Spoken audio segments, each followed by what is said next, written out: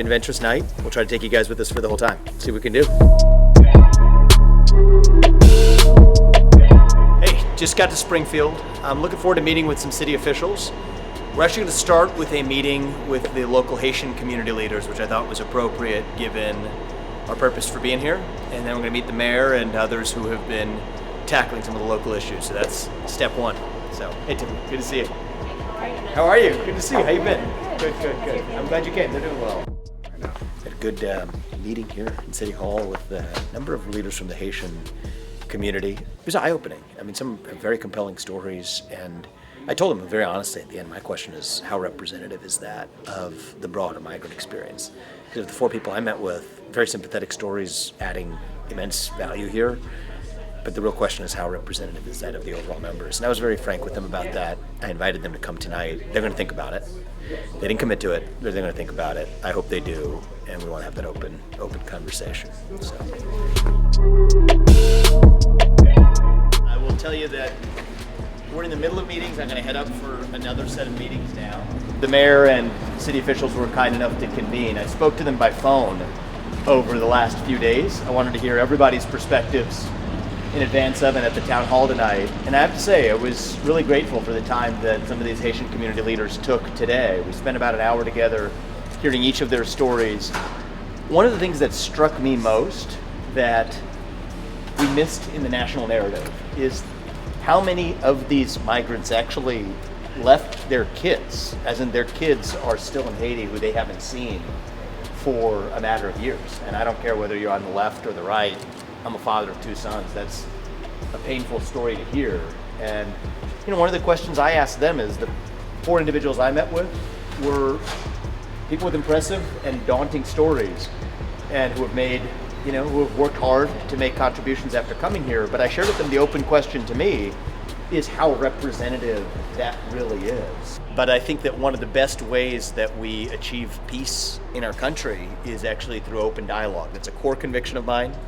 I think the path to peace in America runs through free speech and even open dialogue and even debate. And I hope we'll have some of that tonight. That's the goal of my visit.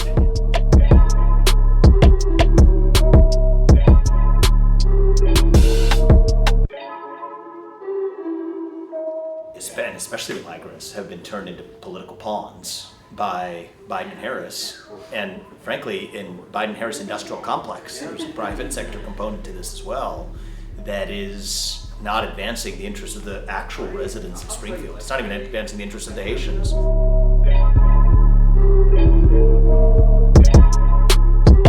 Guys, we're looking forward to the town hall tonight. Thank you for coming out, guys. President, you want to write it down? Message to the next president is fix the border crisis and grow our economy. They'd rather have the government, especially the FBI and shit. They don't need to be in politics. I would love to hear your perspective, just not statistics, but your observation roughly. How many of the Haitian migrants here are dependent on government services and aid versus how many are just effectively making their own ends meet just by working without government assistance? I don't know. I don't think anybody knows that. I think the city officials, it's unclear. Doctor, trained for 8 years, can't have his medical degree recognized here, so went to nursing school, paid out of pocket to do it, law-abiding, left his kids back in his country because he was kidnapped in his home country. That ain't the narrative. The narrative is the drain on the human services. Your community back in the line trying to get in the hospital now. That's the narrative, right? We can't keep paying for all this. That's the narrative, I think. Kids in school don't speak English, so now the teachers are too concerned about doing translation services and teaching them to speak English when their other kids are not learning. So that's a disconnect there. I think they need to worry about the long-term impact. We've got a city that's invested and reinvested a lot downtown. There's restaurants popping up everywhere, and the long-term effect of people wanting to move here and be here, and what this is doing to that as well. The drain on the resources, how much more reinvestment is going to be happening long-term. Will folks come here and reinvest? That's okay. No. I think if people are able to pay attention as a consequence of this to a conversation that we are long overdue to have in this country about what kind of immigration we want, about what the character is of that, and how we use it to make America stronger rather than weaker. I'm an optimist, but I still believe some good, if not a lot of good, can come of all of this, actually.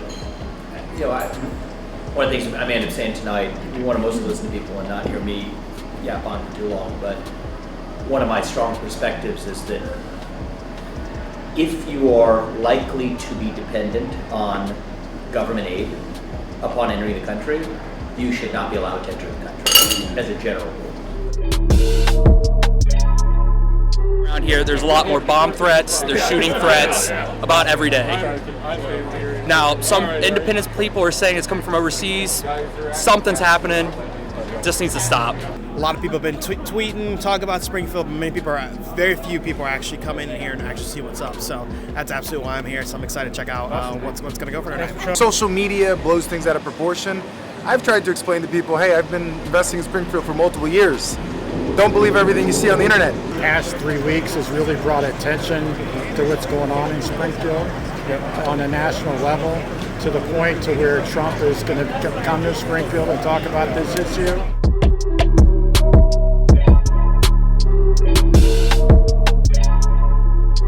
I think there's a strong consensus that immigrants who enter the country who are going to have dependence on the welfare state should not be permitted to actually enter the country. But I think there's actually consensus among that, and even in the Haitian community too. Good seeing you, man. Appreciate you. Thank you. Thank you. So I think that there's a lot of common ground and agreement.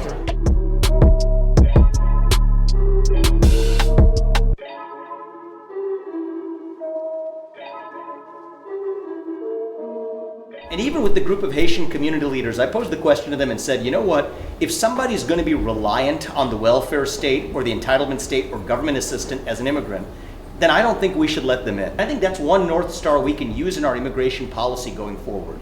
If you're going to be part of the welfare state or a customer of the U.S. entitlement state, you're not going to be able to come to this country legally, and that's how we solve the problem.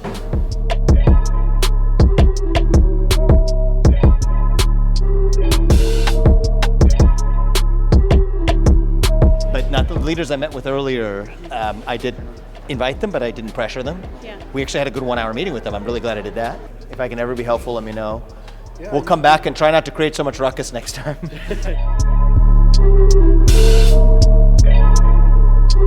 Good day, guys. Very productive, open dialogue. I've never regretted doing it, actually. And one of the things I've learned is that people just want to be heard. It's human nature. And the cops and the people who kept this community safe. It's great to end the event with them as well. So thank you all for doing what you're doing. Keep this community safe. We've got your back, and we'll come back hopefully under simpler circumstances, in the next year. So we'll see you guys. Thanks. Back home, what a few days. Between UPIT yesterday, Springfield today, a lot of open dialogue. I love this stuff though. It gets me going. There's other stuff that bogs me down, but open debate, dialogue, never tires me, gets me going. We need to do more of it. Excited with the book and the Fox Nation special and the series and all that coming out next week. That should be fun too. Book launch and everything else. I appreciate you guys checking out the book too. I appreciate it. I tried to be as earnest as I could and laying out some of my candid thoughts coming out of the campaign. So check out the book and tell me what you think. Truths. And the special's coming out in Fox too, Truths. But the book goes, obviously deeper than you can on television.